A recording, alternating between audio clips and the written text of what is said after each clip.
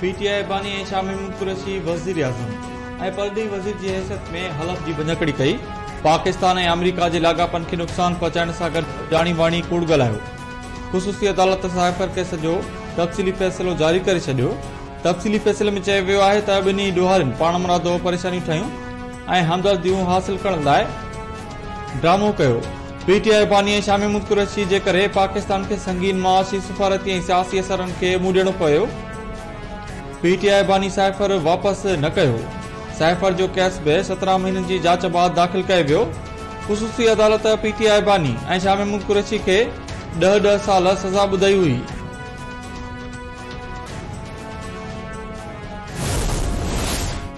PTI बानी साइफ़नी Toshakhana case जो तफ़सीली फ़ैसिलो फ़राहम करण लाइ इस्लामाबाद हाई कोर्ट सां राब्तो करे वरितो।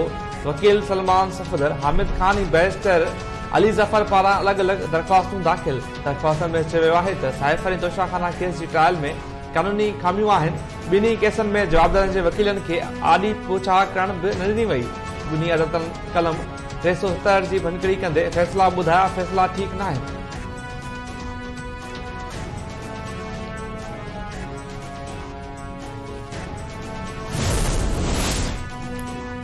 ईंदड़ आम चूंडुनि जे हवाले सां चीफ इलेक्शन कमिश्नर जी सदारत हेठि डिस्ट्रिक्ट रिटर्निंग ऑफिसरनि जो अहम इजलास सिक्योरिटी प्लान जी मंज़ूरी ॾिनी वई।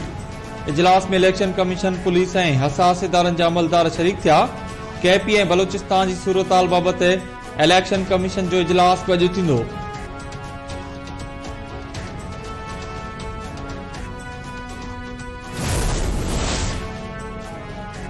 जमायत उलमाए पाकिस्तान आम चूंडुनि में पीपल्स पार्टी जी हिमायत करे छॾी। साहिबज़ादा अबू खेर मोहम्मद ज़ुबैर जी पीपल्स पार्टी अॻुवान शजील मेमण सां गॾु प्रेस कॉन्फ्रेंस।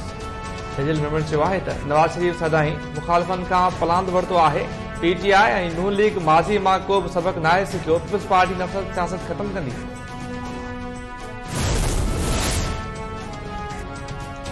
सिंध में चूंड ज़ाब्तनि जी भञकड़ी कंदड़नि ख़िलाफ़ कार्रवाई ऐं अमन अमान जी सूरतहाल बरक़रार रखण लाइ असराइता क़दम खणण जो फ़ैसिलो। डीजी रेंजर सिंध जी सदारत हेठि अहम इजलास। इलेक्शन कमिश्नर सिंध, आईजी ऐं ॿिया अमलदार शरीक थिया। सिंध में अमन अमान जी सूरतहाल ऐं चूंडुनि लाइ इंतज़ामनि जो जाइज़ो वरितो वियो। डीजी रेंजर्स चयो आहे त सिंध रेंजर्स जा दस्ता हर क़िस्म जी सूरतहाल खे मुंहुं ॾियण लाइ तयारु रहंदा। इलेक्शन कमीशन जे ज़ाब्तनि जी भञकड़ी थियण न ॾिनी वेंदी।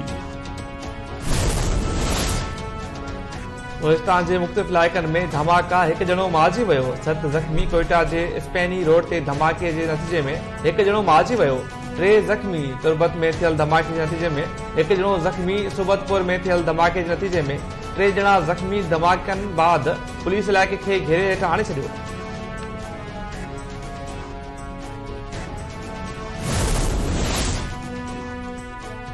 भारत पाकिस्तान अंदर दहशतगर्दी में मुलविस। पाकिस्तान में दहशतगर्दी कंदड़ दहशतगर्द अफगानिस्तान में लिकियल आहिनि, जंहिं बाबति सबूत क़ाबिल हवाले कया आहिनि। परॾेही वज़ीर तर्जुमान ममताज़ ज़हरा बलोच चयो आहे त भारत जन मुल्कनि मां पाकिस्तान में दहशतगर्दी कराए रहियो आहे। उन्हनि सां राब्ते में आहियूं। लाॻापियल मुल्कनि खे साबितियूं बि ॾिनियूं आहिनि। इलेक्शन कमीशन 8 फरवरी ते मुल्क में आम मोकल जो ऐलान करे छॾियो। तर्जुमान चयो आहे त पोलिंग डे ते मोकल वोटर्स जी सहूलियत लाइ कई वई आहे।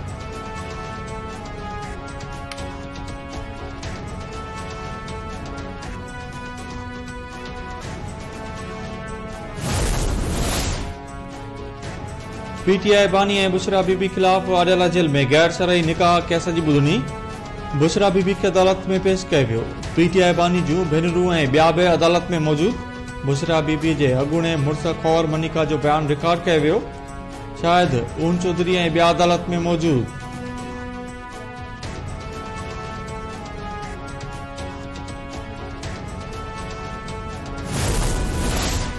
सिंध जे गवर्नर मिल्कियतनि जी रजिस्ट्रेशन बाबति तरमीमी आर्डीनेंस साल 2024 जी मंज़ूरी ॾेई छॾी।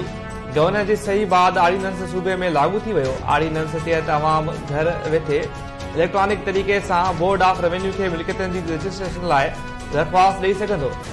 आर्डीनेंस तहत मुल्क जे मालिकी दस्तावेज़नि जी ऑनलाइन तस्दीक कई वेंदी। दस्तावेज़ जी तस्दीक बाद दरख़्वास्त ॾींदड़ खे फी या टैक्स जी अदायगी बाबति SMS या ईमेल ज़रिए आगाह कयो वेंदो।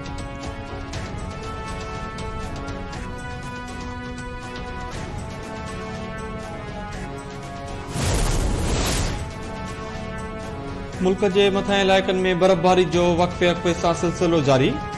मरी मलमजुबा शांगला नारान ऐं ॿियनि इलाइक़नि में बर्फ़बारी जारी। इस्लामाबाद ऐं रावलपिंडी में बि गड़े सां बरसात। मरी में पारो काटू चावर ताईं पहुची वियो। वधीक सियान खे मरी वञण खां रोकियो वियो।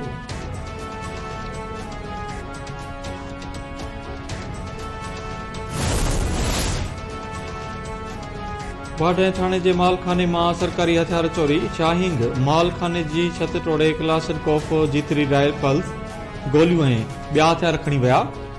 पुलिस केस दाख़िल न कयो। पुलिस शहर जे चौकीदार खे गिरफ़्तार करे वरितो। ॿिनि हलकारनि खे बि लाकअप हवाले कयो वियो।